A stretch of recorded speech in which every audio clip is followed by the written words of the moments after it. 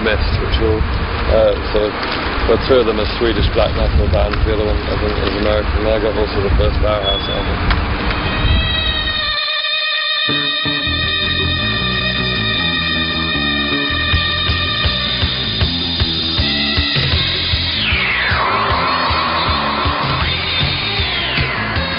I don't know, I've always had quite an interest in music since really young, because both my mum and dad were really into music, but I've always had sort of a large variety of music being played to me at a quite young age.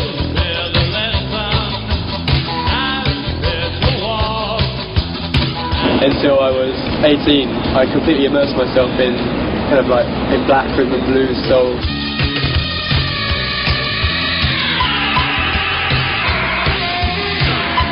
I didn't go beyond like 1972 probably, for a good 4 or 5 years. What were your first favorite bands? Like years. I was like 14, 15, that sort of thing. My Bloody Valentine. Yeah. No one else in my school listened to it though, so I like listened to it in isolation. I listened to like new metal or whatever. I always listened to my parents' Sounds of the 70s tape, and I once brought it into school at the end of term class party, and none of the other kids liked it. I think they said something like, Ferris has brought his golden oldies along. Yeah, I always tried to get people to listen to those tapes, but they didn't want to. A lot of the bands I like that are about today are like so far removed from what we're doing, you can't really draw inspiration from them. We don't really have any good, great stories of, yeah, we went to India and we really got into sitars, so we put sitars on. You did get into sitar. Yeah, I do really want to get a sitar, but that was from I'm going to get one too.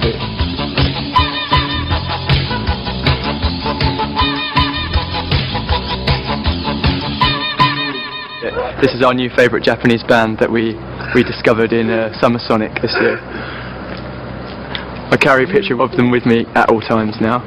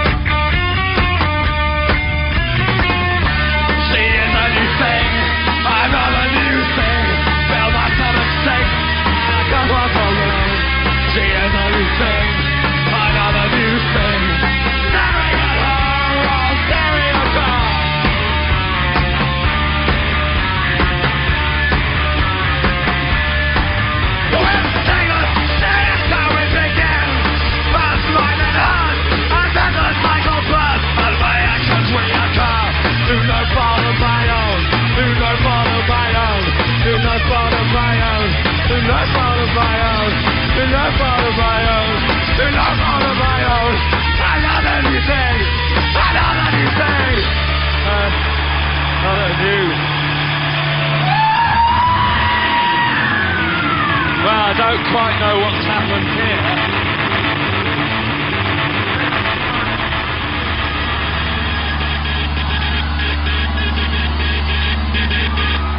Well, I seem to have lost a shoe, which is very helpful. Which is a very helpful thing to have happened.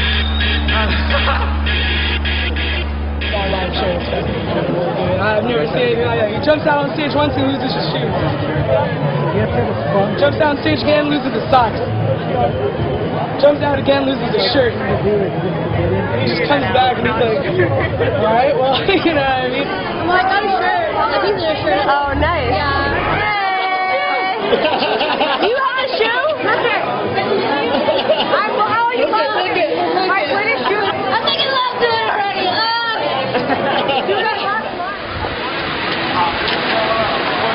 You take a bit of someone's t-shirt or you rip into bits, so what? You know, t-shirt's nothing. Unless I go to Union Square. But like, the shoe is sort of, it's a bit more like that actually practical use. Well, you know how we meet people outside the shows every show. I can't always do that anymore. We're at a different level here, we're like, we're not as big. So you can stand outside shows where it's like, you know, there's a few hundred people because they won't be too intense. You know, I really can't handle when people are like, are rude and it's like, this girl, I was talking to this girl yesterday and she asked me a question and halfway through the answer, like I was telling her the answer, she went, I love your hair, and grabbed my hair and then ran off. They treat you as if you're just like this thing to be like, to be poked and like, grabbed and whatever. I don't like that separation. Yeah, I think I'm slightly misogynistic in the sense that I just have no time for the kind of the stupid girl who wants to like poke my hair. It's so irrelevant.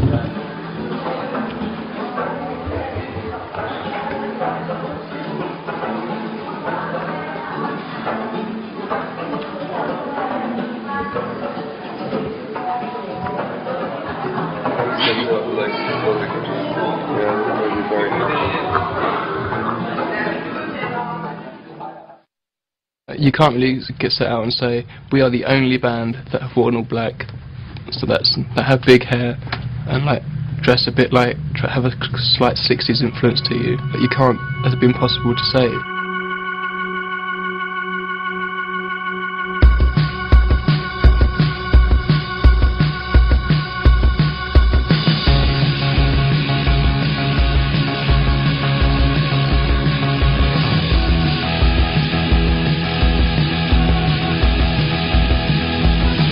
We do just dress like the music we listen to. I really strongly believe in that. And I guess we work as a band because we don't all come from the same background. How we look, for example, isn't 5 variations on one look. It's just that we've got different influences and they kind of overlap at places.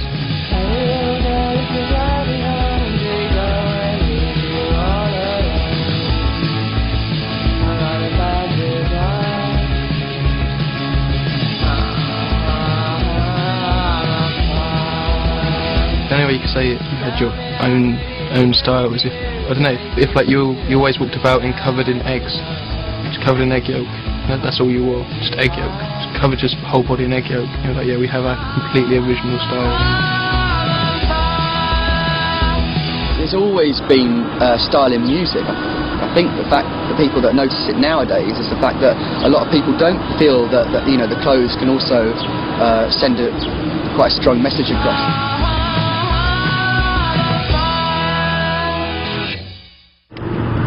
How do you think your all-black aesthetic has impacted your music? You're thinking about it the wrong way around. Okay. The music in the first place has an effect on the way we dress and the way we look. Okay. I don't know, would you really think that it would? I don't know. If you dress all in black, you make different music. I suppose not. It doesn't really work like that. It's totally the other way around. The music we listen to, the bands that we like, was the thing that influenced us to dress like we do. Yeah.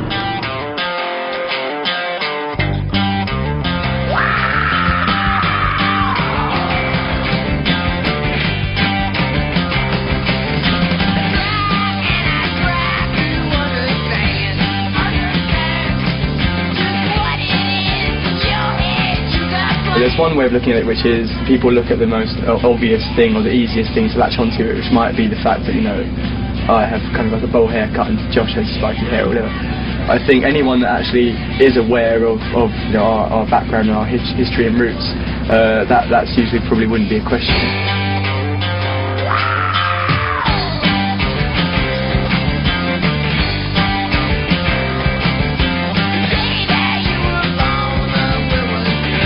we don't just kind of look a certain way or sound a certain way, you know, for an obvious reason. This is who we are as people, and this is kind of why we are sounding like this. Because, you know, it's just a very natural thing for us.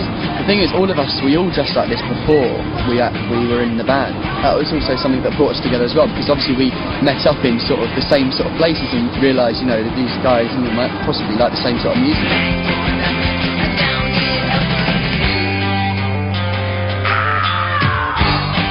We were watching this YouTube documentary that someone forwarded to us, and it was us going around London. I thought, God, didn't know us. You would think we were a bit weird.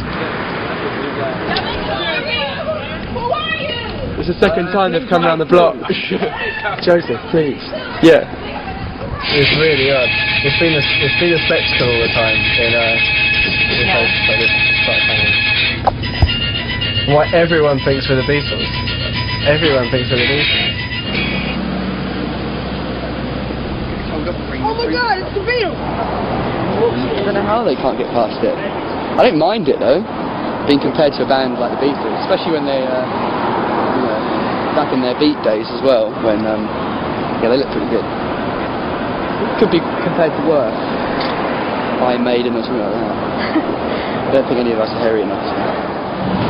Josh is the one to like funny music or weird music for, I don't know, for just a bit silly, I think. I think he likes to do that with a lot of things, whether it be fashion or whether it be a person that you meet everyone doesn't really like, or no one really likes the style of clothes or something like that. He will purposely go out there and wear the most ridiculous outfit. But he really enjoys doing it as well, which is quite funny. Nice, disgusting t-shirt I've ever seen. So, what else did you get? Mac, an amazing Klaxons jacket. That's not a blooming Klaxons t-shirt. You get anything else? Should be confiscated now before it cause any more damage. What? Because of your new tracksuit top and bear t-shirt. Why are you such big Horse fans? It's huge controversy over, like, you know, whether it's the style or their music, and I think it's a little bit of both. We get dressed like this every day. Really? Yeah, we This is our life. It's what we do. Our life is being amazing. This is what we do for, like, all of our favorite bands. We dress up, but we do this anyway. It's not necessarily for the horrors. It's just because this is who we are. I know. We go outside, like, in public. But we like the horrors, so we come out like this for the horrors. To support them. Hello. It's my birthday. Keep that up in there. Please believe. Please believe. Keep that. But the nod to the horrors is this. In case you didn't know. We saw the picture in The Guardian, and immediately we were in love. We were just like, they're we just thought they're so fucking hot that we're going. And Picture's worth 1,000 words. It was all about the picture in The Guardian. Yeah. Without the picture, we wouldn't be here. Unlike their boy band equivalents in the U.S., there actually are goth, and that's refreshing. And they're beautiful, and I'm here for that. This is Mike, who is from Cleveland, and looks a bit like me. They definitely inspire me with what they're doing because it gives me something to look forward to. Inspire me to feel established and to feel, you know, that, hey, it's okay to, you know, wear eyeliner outside in public, and it's okay to wear girl pants, and it's okay to, you know, look back to what has inspired you and made you who you are, because that's what I do, because there's nothing revolutionary happening. In the 60s you had Andy Warhol and Edie Sedgwick doing revolutionary things and things that had never been done before, and I'm scared that now that there's nothing's ever going to feel that new. I've also heard people say that you're more style than substance. What would you say to them? Yeah, seriously. It's a really, I find it completely ridiculous, that comment. Yeah, especially when actually the reality of it is so different. But music is definitely the primary thing and the most important thing in all of our lives.